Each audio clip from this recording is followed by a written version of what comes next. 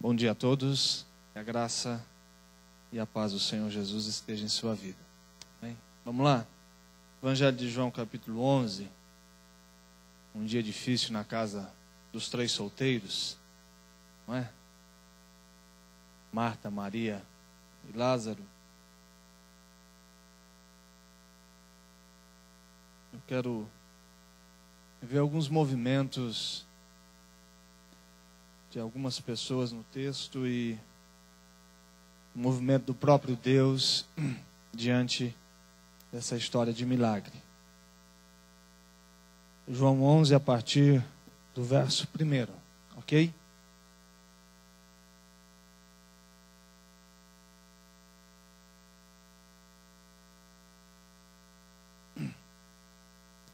Estava enfermo Lázaro de Betânia, da aldeia de Maria e de sua irmã Marta.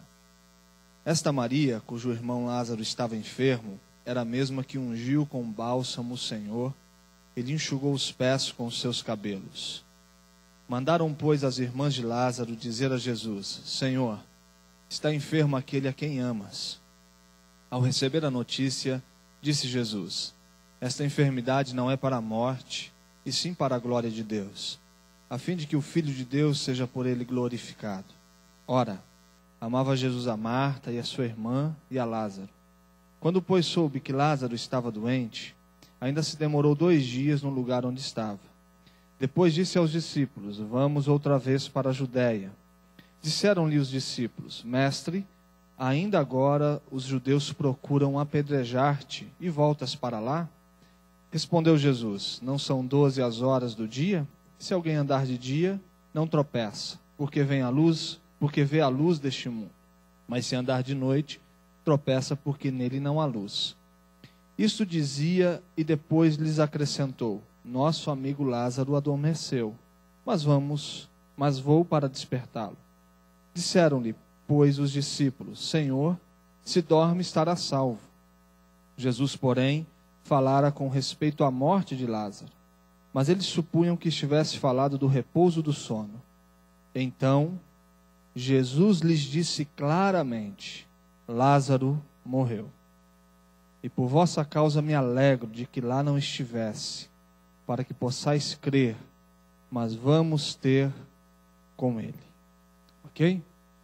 Senhor, fala conosco através da tua palavra, que o Senhor possa nos transformar, que daqui a alguns minutos saiamos daqui diferentes, porque a tua graça, o teu Espírito falou no nosso coração, nos consolou, nos exortou, nos trouxe esperança, nos trouxe alegria, e a gente vai sair daqui diferente pelo poder da tua palavra. É minha oração em nome do Senhor Jesus. Amém e amém. Só quem viveu um dia como esse sabe da tensão, da tristeza e da angústia que a casa de Lázaro, de Marta e Maria está tomada. Você saber da notícia de alguém que você ama, que faz parte da sua família, e num processo que dá a entender o texto, que ele estoura-se uma doença, uma coisa repentina, e essa doença vai se agravando, e eles percebem que não tem como retroceder com o processo, e se não tiver uma ação milagrosa, algo divino acontecendo nessa história toda, o pior vai acontecer. Então, quem sabe de uma notícia de um médico, de um exame, de alguma coisa desse tamanho, sabe do que a gente está vendo aqui. Um dia de muita tensão, desesperança, de angústia. Ao mesmo tempo, eles sabem onde buscar. Eles estão dizendo para Jesus vir logo. Eles sabem da gravidade do problema, mas eles sabem onde está a solução. Eles estão conversando e mandam um recado para Jesus: que ele venha logo, que ele chegue aqui. Eles dão a lembrança baseada na relação afetiva que Jesus tem com os três. Eles não citam o nome, eles mandam dizer a Jesus que aquele a quem ele ama está morrendo. E que ele possa estar aqui nesse momento tão difícil da vida. Porque no momento difícil da vida a gente gosta de estar perto de quem a gente ama. No momento difícil e delicado da nossa história, a gente gosta de reclinar a cabeça no peito daquelas pessoas que têm o nosso carinho, que têm a nossa ternura. Eles estão pedindo a vinda de Jesus na esperança que através dele alguma coisa diferente pode acontecer. Ao mesmo tempo, em todo momento delicado da vida, a gente gosta de estar perto de quem a gente ama. E Jesus, fazendo o caminho contrário da expectativa da família, dos próprios discípulos e de todos aqueles que estavam perto desse momento, quando fica sabendo da notícia, não tem nenhum movimento em direção a Lázaro. Pelo contrário, a agenda de Jesus continua sendo cumprida no lugar onde estava. Ele não cancela nenhum compromisso, ele não sai arrumando as malas, dizendo, agenda cancelada, não. A gente vai continuar seguindo o caminho. E aí os discípulos começam a dizer, mas se a gente voltar, é melhor Lázaro vir, porque se Lázaro está morrendo, a gente pode morrer junto, é lá onde eles querem acabar com a vida da gente. E ele continua ali, depois de um tempo, agenda cumprida, tudo certo, ele fala, agora a gente vai visitar o nosso amigo. E ele sai, toda a história começa a acontecer, a partir disso ele chega lá, a irmã já está desesperada, porque 4 dias ele já está sepultado, ele chega até o túmulo, lágrimas rolam do seu rosto, e até ele fazer a afirmação que ele é a ressurreição e a vida. E no 4º dia as coisas acontecem de forma diferente.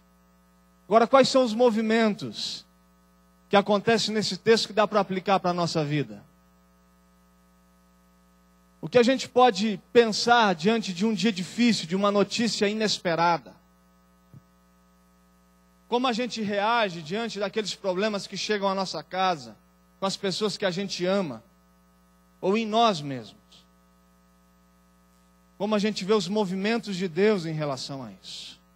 A primeira coisa que eu gostaria que ficasse claro para você é que nem um instante o fato da enfermidade, da morte e da paralisia de Jesus diante do quadro é uma negação do amor de Cristo e da relação que ele tem com Lázaro.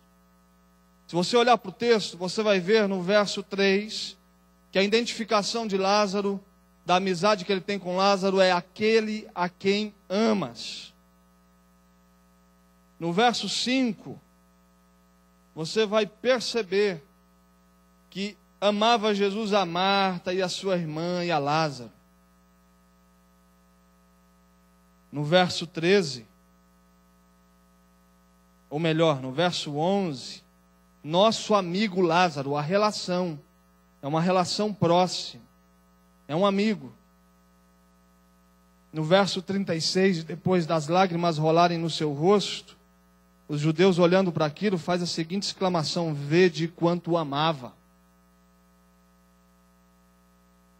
Em nenhum momento, a enfermidade e a morte, e o dia difícil, está sinalizando que o amor de Cristo acabou. Que há um esquecimento de Jesus com relação aos problemas de Lázaro e das suas 2 irmãs.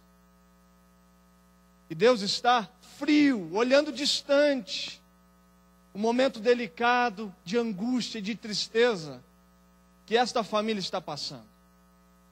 Por que eu estou lhe dizendo isso? Porque essa é a primeira sensação que a gente tem diante dos problemas insolucionáveis da vida. A sensação de um esquecimento de Deus, da apatia do Senhor, do distanciamento, de uma oração que não é ouvida, de um pedido que não é escutado, de um clamor sem resposta. A gente ora e a gente percebe que nada mudou. E pode começar a brotar no coração da gente a sensação que não existe amor na relação com Deus. Porque a gente está vivendo em um processo onde a nossa relação com Deus está muito mais ligada ao triunfalismo, esse negócio onde, porque a gente está em Deus, a gente ora, tudo acontece, tudo dá certo, tudo vai acontecer no nosso tempo, do nosso jeito. E quando as coisas caminham por um processo diferente das nossas expectativas, a gente pode começar a questionar o amor de Deus. Acreditar no amor de Deus, quando dói na alma, É tão difícil. Acreditar no amor de Deus quando a oração não é respondida. Acreditar no milagre de Deus e no movimento de Deus em relação aos nossos problemas, quando a gente percebe que não existe nenhum tipo de relação ou de reação de Deus quando a gente pede alguma coisa para Ele. Os nossos testemunhos afirmando o amor de Deus é sempre quando a gente percebe que tudo aquilo que a gente passava foi vencido. Mas declarar de forma contundente, intensa o amor de Deus em meio à dor é muito delicado. Eu me lembro na última cena que eu tive da minha mãe viva. Estava eu, ela e o Senhor no quarto. E eu dizia para Deus que caminho extraordinário Ele poderia seguir diante da enfermidade da minha mãe. Eu dizia, o Senhor pode vir aqui agora tocar nesse negócio, arrancar tudo isso, levantá-la da cama, e ela pediu alguma coisa para comer. Daqui 2 horas a gente está em casa, daqui 6 horas a gente está no culto, o médico vai se converter, a enfermeira vai ficar espantada, a cidade toda vai ficar sabendo do que o Senhor está fazendo. O Senhor pode fazer isso agora. E ela fechava os olhos e voltava, tentando dizer para Deus, para Ele dar um toque de amor naquele lugar. Até que eu entendi que o problema já estava solucionado. O amor dele venceu o inimigo que estava vencendo a minha mãe. Que o amor de Deus venceu a morte. Que a cura poderia acontecer em um gesto de amor, de graça do Senhor. Mas o amor dele estava acima daquele momento que eu vivia. E Paulo faz a seguinte afirmação sobre o amor de Deus: que nada pode separar-nos do amor de Deus. Nenhuma situação desta vida, nada pode nos dar o direito de olhar para Deus e dizer que Deus não nos ama. Que nada nesta vida pode nos dar o direito de olhar para Deus e dizer que a relação está quebrada. O amigo que você ama está enfermo. O amigo que você ama morreu. Esse amor de Deus, saudável, não doentio, que permite situações inexplicáveis na nossa vida. O meu amor é um amor doentio que quer conservar todas aquelas pessoas ao meu redor que eu amo, fora da dor, fora do campo das lágrimas. O meu amor pelo meu filho é doentio. Porque eu amo meu filho de tal forma que, se eu puder, nunca ele vai sentir dor na vida. Porque minha forma de amar não é saudável. Agora, o amor de Deus é construído em situações que a gente não consegue entender. Esse é o primeiro movimento. O segundo é o movimento dos discípulos. Eles ficam sabendo da notícia, e o primeiro questionamento é: Senhor, é o seguinte, não faz pouco tempo a gente estava lá e tentaram acabar com a sua vida. Pensa bem, não fazer esse caminho de volta não. Só um que está morrendo, se a gente for lá pode ser 13, pode ser uma chacina, entendeu? Vamos deixar, só Lázaro morre, a vida continua, a missão vai se estabelecer. E aí, vamos ficar por aqui.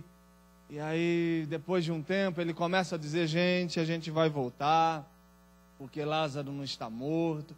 E eles começam a dizer: mas se ele não está morto, ou se morreu, vamos ficar por aqui. Mas se morreu, já está acabado, pronto, resolvido. Se ele tivesse ainda prestes a morrer, a gente fazia o caminho de volta.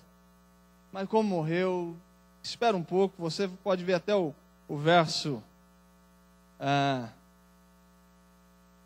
16, quando um discípulo diz: vamos também nós para morrermos com ele.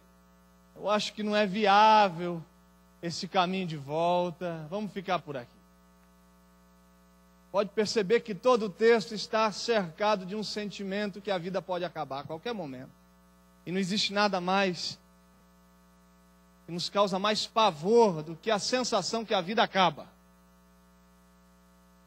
Pensar que a vida a qualquer momento pode sair da gente é uma sensação que nos apavora.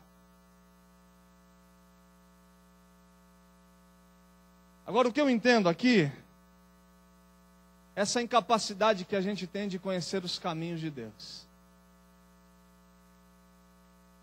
A gente não consegue entender essa conspiração de Deus com o seu Filho em relação às nossas vidas. A gente não tem a capacidade de discernir o que Deus está querendo ou o que Deus está pensando com respeito àquilo que a gente está passando. Quando a gente acha que é para morrer, o negócio é para viver. Quando a gente acha que é para viver, está morrendo. A nossa incapacidade de saber os mistérios de Deus, os movimentos de Deus, o porquê de algumas coisas que acontecem à nossa volta, porque Deus permite algumas coisas, essa incapacidade de um Deus que está no caminho oposto daquilo que a gente pensa muitas vezes, de um Deus que está no contraditório daquilo que a gente imagina ser o correto ou a coisa mais comum para acontecer. A gente nunca vai entender a conspiração, os projetos de Deus para as nossas vidas. Essa vontade que é boa, perfeita e agradável, mas que nem sempre é compreendida quando está sendo executada na nossa vida. E a questão é que Deus também não tem a preocupação de ficar nos contando os detalhes disso tudo. Ele começa a falar por código, 12 horas do dia, quem anda não tropeça, aquele negócio todo. Ele está falando de alguma coisa e os discípulos estão olhando, dizendo onde ele quer chegar com isso. A gente está dizendo que se a gente chegar lá, a gente pode morrer. E ele vem com história de dia e de noite, de tropeçar, de cair. E mesmo quando ele afirma a finalidade dos acontecimentos da nossa vida, a nossa dificuldade de entender tudo isso.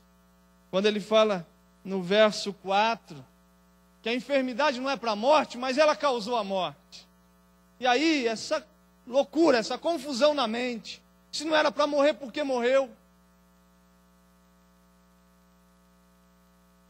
E aí ele termina dizendo, é para a glória de Deus. Dá para entender?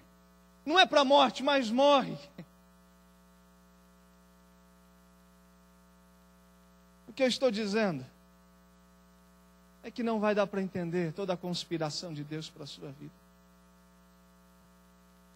Mas deve haver a certeza que existe um Deus dizendo que todos os acontecimentos da sua vida têm como finalidade a glória do nome dele.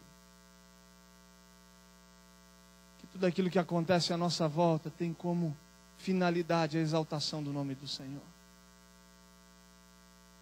Que a nossa história está afirmando a glória de Deus manifesta na gente o tempo todo. O segundo movimento é esse. E não adianta você tentar conhecer todos os caminhos de Deus, porque você não conhecerá. Ao mesmo tempo que a palavra nos fala que o caminho de Deus é perfeito. A gente descansa nesse caminho perfeito, nesse processo de entender, o viver pela fé, de andar no Senhor, e a gente vai construindo a nossa história na certeza de um Deus que está conduzindo cada passo. Agora o terceiro movimento é o movimento daqueles que estão cercando toda a história. Dos amigos, dos visitantes, dos curiosos, que estão ali, dizendo, será que ele volta, será que ele chega, não é para morrer, morreu, é o amigo que ele ama. Veja lá o verso 20, por exemplo. Marta, quando soube que vinha Jesus, saiu ao seu encontro. Maria, porém, ficou sentada. Não, melhor, 19. Muitos dentre os judeus tinham vindo ter com Marta e Maria para as consolar a respeito de seu irmão. Verso 19. O verso 31, os judeus que estavam com Maria em casa e a consolavam, vendo-a levantar-se depressa e sair, seguiram-na, supondo que ela ia ao túmulo para chorar. Essas são as pessoas que estão ali, cercando, olhando a irmã que chora, o desespero, será que chega, o recado que foi dado, o retorno do recado, o Lázaro no quarto da sua casa, dando o último suspiro. E aí todas essas relações que estão ali, que estão vendo a pedra que é atirada, Lázaro que sai, e aí no verso 45 e 46, diz: muitos dentre os judeus, essa turma que está ali cercando a casa, que tinham vindo visitar Maria, vendo o que Jesus fizera, creram nele. Verso 46. Outros, porém, foram ter com os fariseus e lhes contaram os feitos que Jesus realizara. Eu chamo esse movimento daqueles que estão fixados no espetáculo da fé, que estão dispostos a permanecer no ambiente somente pelo milagre. E alguns, quando olham para isso, creem em Jesus. Outros dizem: eu só queria ver o espetáculo.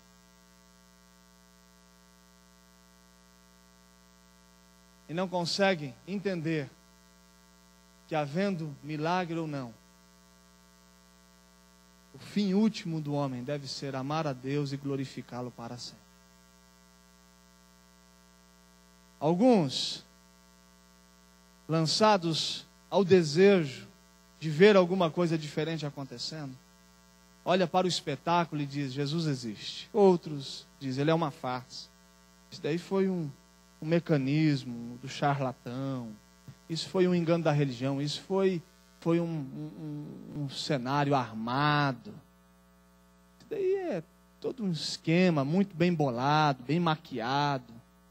Não dá para acreditar nesse Jesus, não dá para acreditar nesse camarada que está falando, nesse ser que ora, nesse ser que levanta, nesse ser que conta milagre. Isso daí é uma farsa. Mas são aquelas pessoas que têm um contato com gente que conhece sobre Cristo, que tem uma relação de amor, que escutam sobre Ele, e alguns conseguem entender o motivo e o porquê dessas coisas. Esse é um movimento. Outros, o milagre encerra quando o milagre acontece. Não tem o poder de atingir a alma, de converter o coração, de fazer com que essa pessoa afirme que Jesus é Senhor. Pelo contrário, como no verso 46 nos fala, se torna um opositor daquilo que o Senhor Jesus fez. Agora, para a gente orar, e é nesse ponto que eu gostaria que você caminhasse comigo. Ele se aproxima do túmulo.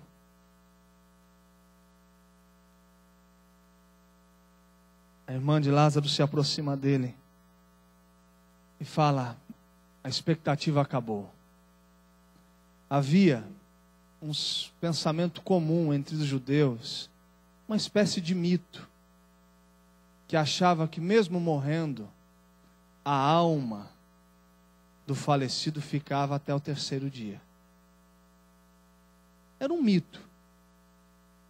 Alguma coisa, uma sensação que tomava conta daquelas pessoas. Não era que ficava ali com uma espécie de saída, de salto da morte para um outro ambiente. E aí Jesus vem quebrando todos os mitos que estão sendo construídos ou pela religião, ou pelo conto comum. Ele chega no quarto dia e ela fala: se existia ainda a possibilidade da alma de Lázaro estar aí, acabou. Não sei se ela cria nisso, mas dentro do contexto judaico havia esse sentimento. Aí ele faz a seguinte afirmação: eu sou a ressurreição e a vida. Isso é significativo. Ele se aproxima do túmulo e, sabendo da dor que a morte causa na gente, Ele, sabendo da nossa tristeza diante do acontecimento, ele chora. Porque ele sabe o quanto é difícil separar de gente que a gente ama para sempre, mesmo tendo a esperança da glória, mas a história acabou. Aí ele se levanta, ele ora para Deus, não para alimentar o seu coração de fé, porque ele sabe o que vai acontecer ali, desde o verso 4. Mas ele ora para que as pessoas que estejam à sua volta creiam nele como Filho de Deus enviado ao mundo. Tira a pedra e ele dá a ordem para a morte. Porque ele é a ressurreição e a vida. O que eu estou querendo lhe dizer é que isso já aconteceu para todo mundo aqui. O que Jesus está nos afirmando é que todos os nossos problemas se acabam no quarto dia. Que toda a nossa história de dor, de angústia e de aflição, de desespero, termina no quarto dia. No dia em que a ressurreição e a vida vence a morte. Aqui é mais ou menos um rascunho, uma pequena imagem do que o João vai nos falar no capítulo 20. Quando se aproximaram do túmulo e ele não estava lá, nos dizendo que tudo volta ao normal no quarto dia. Que no quarto dia a ressurreição e a vida vêm e acalma a nossa alma. Que a ressurreição e a vida vêm e pacificam o nosso coração. Que a ressurreição e a vida se faz presente nas relações familiares rompidas, destruídas, trazendo a reconciliação. Que a ressurreição e a vida vêm e se manifesta diante da depressão. Que a ressurreição e a vida vêm e se manifesta nas enfermidades incuráveis, mas a ressurreição e a vida chega no quarto dia. E é no quarto dia onde tudo volta ao normal, porque ele saiu do túmulo. No quarto dia de João 10, ele resolve o problema de Lázaro. Agora, no quarto dia, no seu próprio túmulo, está resolvido o problema de toda a humanidade, de todos os Lázaros desta manhã, de todas as Martas e Marias do mundo, porque a ressurreição e a vida chegou. Amém? É hoje, quando o seu coração passa a crer que Ele está vivo, que Ele está aqui, as suas realidades são vencidas, os seus problemas são solucionados, e a sua vida passa a viver do jeito e da forma de Deus. Amém?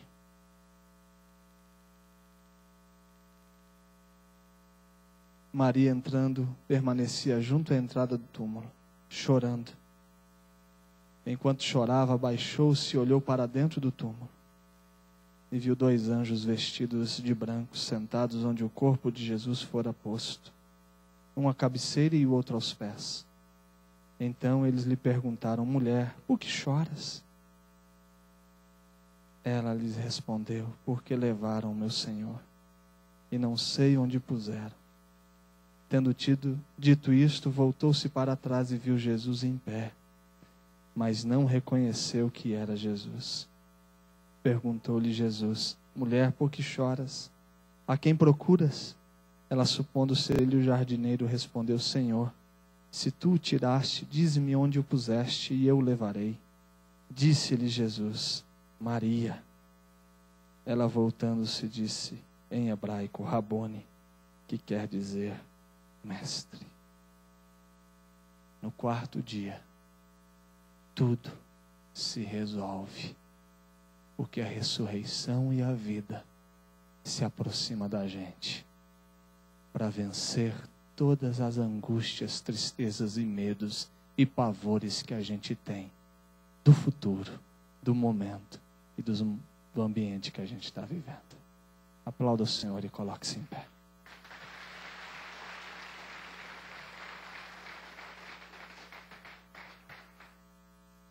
Eu quero convidar você que acredita que no quarto dia tudo volta ao normal. Para você que está precisando dessa certeza que acontece no quarto dia, diante dos momentos e das dificuldades que você está vivendo, eu quero convidar você a sair do seu lugar e vir aqui, a gente vai orar juntos. Pode ser uma enfermidade, pode ser um problema na família, mas você precisa entender que no quarto dia ele chega e nada pode detê-lo. Sai do seu lugar, vem aqui. Nós vamos orar. Nós vamos pedir ao Senhor.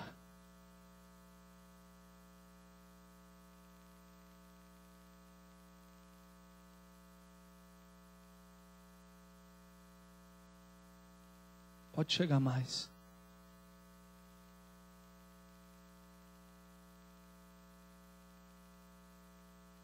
Sei que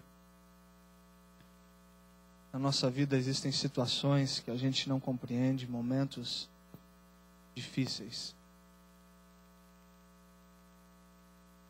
Mas nesta manhã, nós estamos aqui porque acreditamos que o nosso amigo nos ama. Amém? Jesus te ama. Não importa o que a gente está passando ou o que a gente vai passar. Ao mesmo tempo, que o caminho de Deus é um caminho de solução completa. É um caminho onde no quarto dia Ele se apresenta vivo, ressurreto, dizendo que todas as coisas que estavam fora do lugar na nossa vida começam a retornar. E porque Ele está, tudo está sob controle. Pelo simples fato dele estar na família, dele estar em meio à enfermidade, dele estar na crise de um filho, porque ele está nesta relação conjugal, porque ele está diante dos problemas econômicos, ele está perto, junto e vivo. Senhor,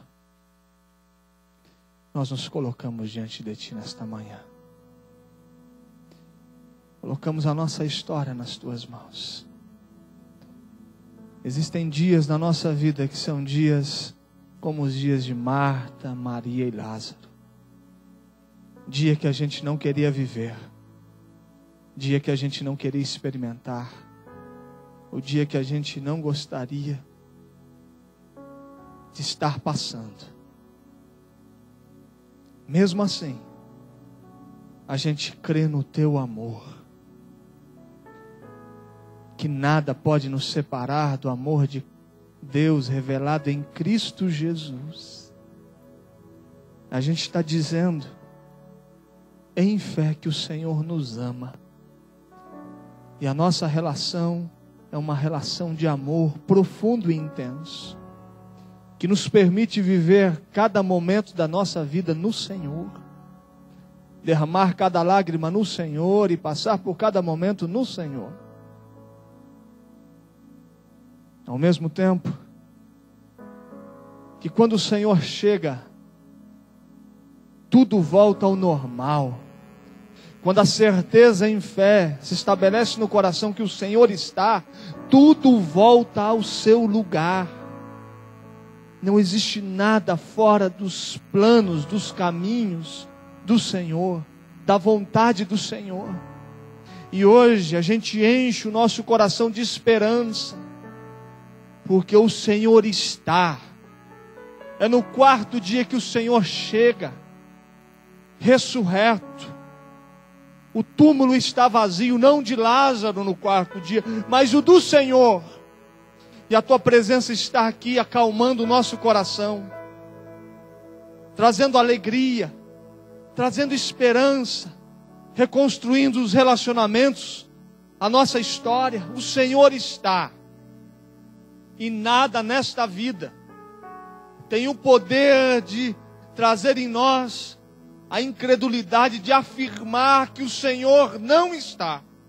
O Senhor está no leito, o Senhor está na dor, o Senhor está na alegria, o Senhor está na celebração, mas o Senhor está. Esta é a afirmação, que o Senhor chegou na nossa vida no quarto dia, vencendo a morte, destruindo o pecado que estava sobre nós. A ressurreição e a vida nos trouxe vida, nos arrancou da morte, nos tirou do pecado.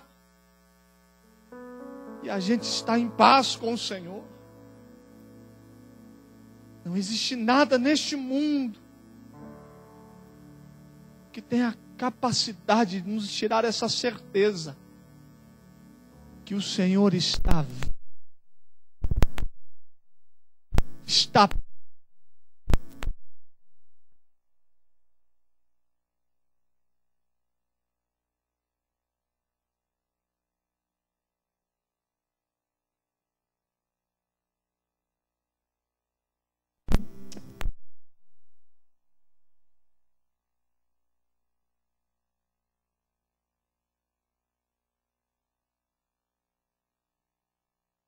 Senhor, prostrado aos teus pés, canto uma nova canção e adoro a ti.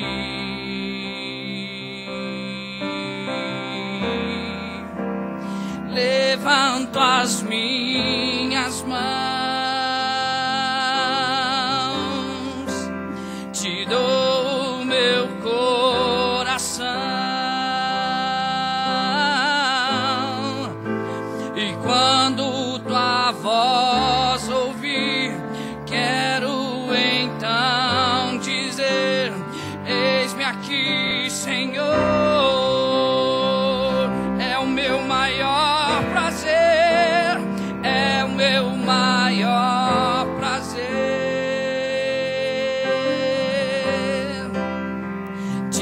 adorar, Senhor, prostrado aos teus pés, canto uma nova canção e adoro a ti. Eu adoro a ti, levanto as minhas mãos, te dou meu coração, e quando tua glória eu vi, quero então dizer: eis-me aqui, Senhor.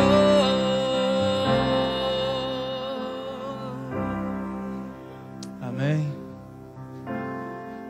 Em João 10, ele chega no quarto dia para Marta, Maria e Lázaro, e resolve o problema de Marta e Maria e Lázaro. Mas em João 20, ele chega para todas as Martas, Marias e Lázaros do mundo e resolve todos os nossos problemas. No quarto dia, ele chegou. E quando ele chega, está tudo resolvido. Ele está. O eu sou chegou. Amém? Chegou na sua casa. Chegou no seu trabalho. Chegou na sua relação conjugal. Chegou na sua depressão, na sua tristeza, na sua insônia.